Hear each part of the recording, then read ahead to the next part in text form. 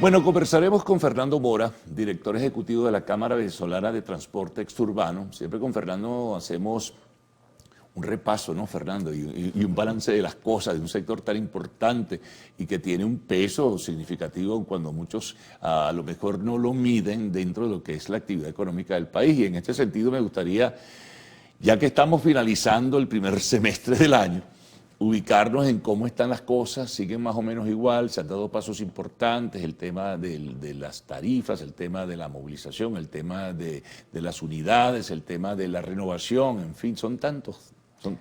Y Bueno, bienvenido, por supuesto. muy buenos días, Carlos, y buenos días a toda tu audiencia y gracias a Televen por darnos una vez más la oportunidad de comunicarnos con todos nuestros usuarios que en realidad, como dices tú, nosotros movilizamos al país desde la madrugada, somos los que llevamos a sus fuentes de trabajo a la inmensa mayoría de la masa laboral venezolana, a los estudiantes. Entonces, somos un factor bien importante en la economía del país. Pero los problemas siguen. El transporte público urbano, en el caso de los urbanos, la tarifa sigue siendo insuficiente para mantener las unidades en condiciones óptimas y lo más grave es que no tenemos cómo renovar flota.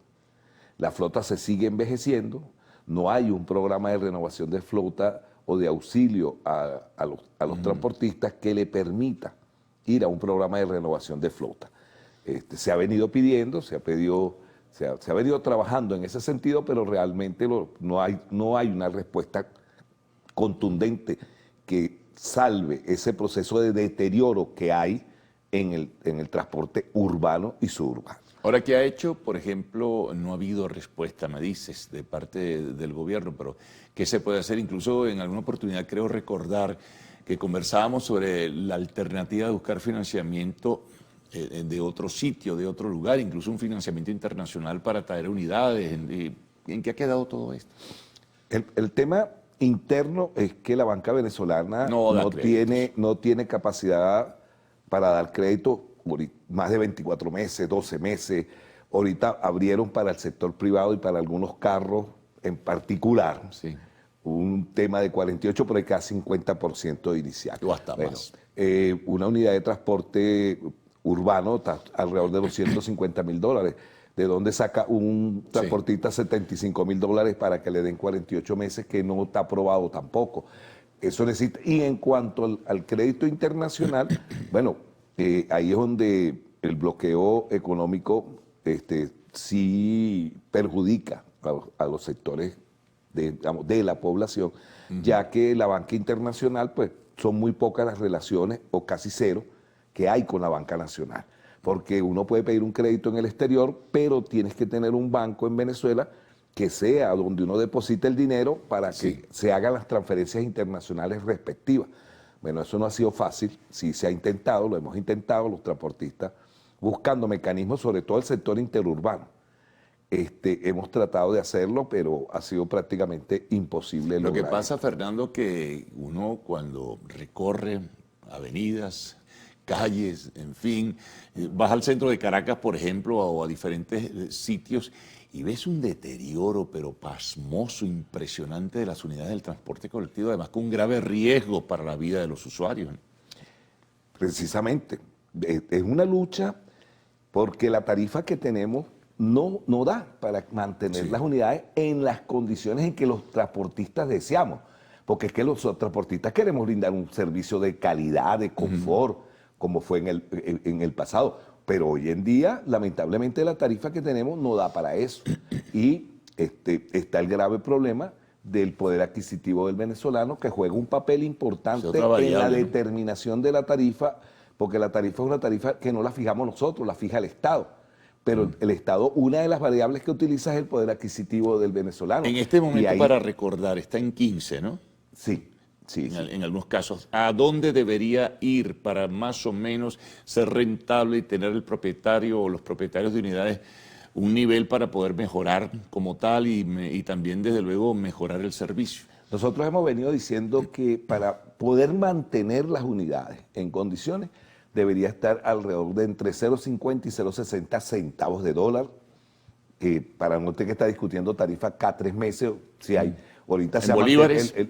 Al cambio, a como está el bolívar, porque es que el tema para nosotros... 20, 25 bolívares. Por eso, ahorita el dólar está en 36 y algo, ¿ok? Se ha mantenido ahí durante los últimos 20 días, casi va por un mes.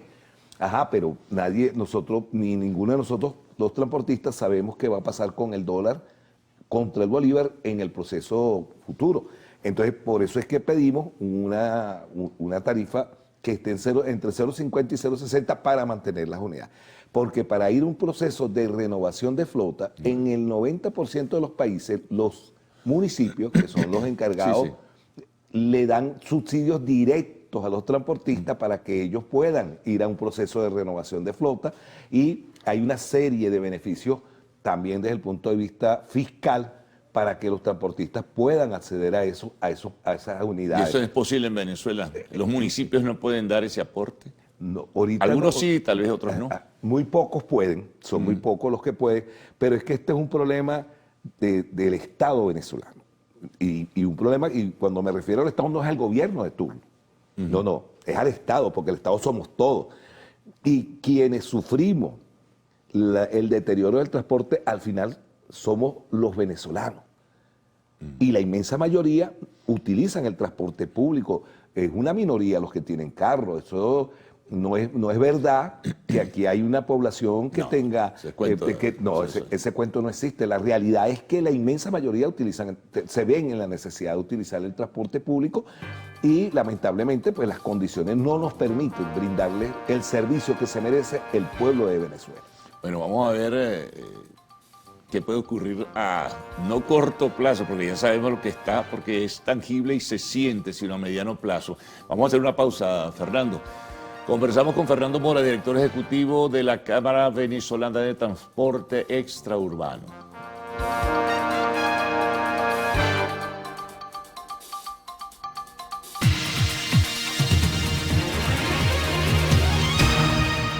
Bien, estábamos con Fernando Mora. Seguimos la conversación. Fernando, decía mediano o largo plazo. Es decir, si sigue el crédito trancado, si no mejora el poder adquisitivo, si no hay renovación de la flota, podemos entrar en un momento que lo pasó hace algún tiempo atrás, de crisis, y la gente se queda sin movilización.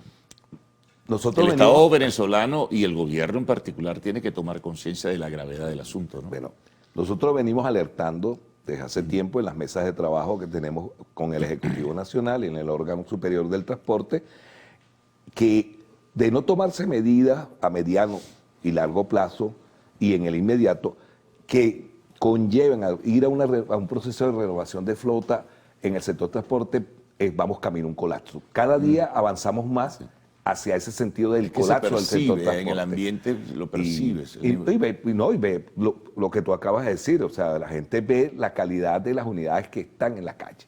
Y ese proceso no solamente ha deteriorado el transporte que hacemos el ente privado al transporte público. Uno lo ve también público, en las unidades que tiene el Ejecutivo Nacional, están abandonadas, donde tampoco la tarifa que ellos cobran no les alcanza tampoco para mantener las unidades en las condiciones que deberían estar. Y muchas de esas unidades se encuentran ya paralizadas, como pasa con nosotros. O canibalizadas, como decían antes. Igual nos está pasando a nosotros, donde en nuestros patios y talleres tenemos una gran cantidad de unidades paradas por falta de recursos para hacerle el mantenimiento, porque es que la banca realmente no tiene la capacidad para prestarnos ahorita, o es lo que ellos alegan, de prestarnos para reparar un motor o una caja que cuesta cerca de los $10,000, $14,000, y resulta ser que quieren que paguemos eso en 6 meses. Sí. ¿De dónde sacamos la plata con la tarifa que tenemos? Eso es totalmente imposible. ¿Y los subsidios esos que surgían coyunturalmente, circunstancialmente, para comprar repuestos, neumáticos, baterías, etcétera, etcétera? No, ahorita hay un programa, o sea, el subsidio, en el caso del urbano y suburbano, tiene un subsidio de combustible. El sector interurbano se nos quitó el subsidio del combustible, y eso nos ha venido afectando muy duro, porque el sector... O sea, tienen que pagarlo a tarifa internacional. Como pagamos a 0,50 y... ¿ha mejorado el suministro de este combustible? Sí, se ha superado verdaderamente eso sí fue un logro con PDVSA, que la última vez que estuve aquí le pedíamos al sector interurbano PDVSA que necesitábamos las estaciones de servicio para el sector interurbano. Eso ya fue aprobado, está en proceso. Sin subsidio. Sin subsidio. Y eso nos viene afectando. El que no nos den subsidio al sector interurbano representa más de un 30-40% hoy en día el combustible en nuestros costos operativos. En tanto y en cuanto que en cualquier otra parte del mundo el combustible no representa más del 10%, pero ahorita en esta situación, ¿y por qué? No tanto por la tarifa, sino porque el volumen de pasajeros que tenemos en la actualidad es muy bajo. Claro. ¿Por qué? Por la inmigración que ha habido, no lo dice el director ejecutivo de la Cámara, lo dicen los organismos mismos nacionales, de que aquí han emigrado más de 8 millones de personas. Cuando emigran 8 millones de personas, con que viajaran 2 veces al año en el sector interurbano son 4 pasajes. Te multiplica 4 por 8, son 32 millones de pasajes menos que tenemos al año. Ese problema nos ha generado muchísimo, pero muchísimas distorsiones en los terminales públicos. Y una de ellas es que durante la pandemia, que duramos parados más 10 meses y después nos pusieron a trabajar una semana sí, una semana no, cerraron terminales importantes como el del San Antonio del Táchira, de San Cristóbal.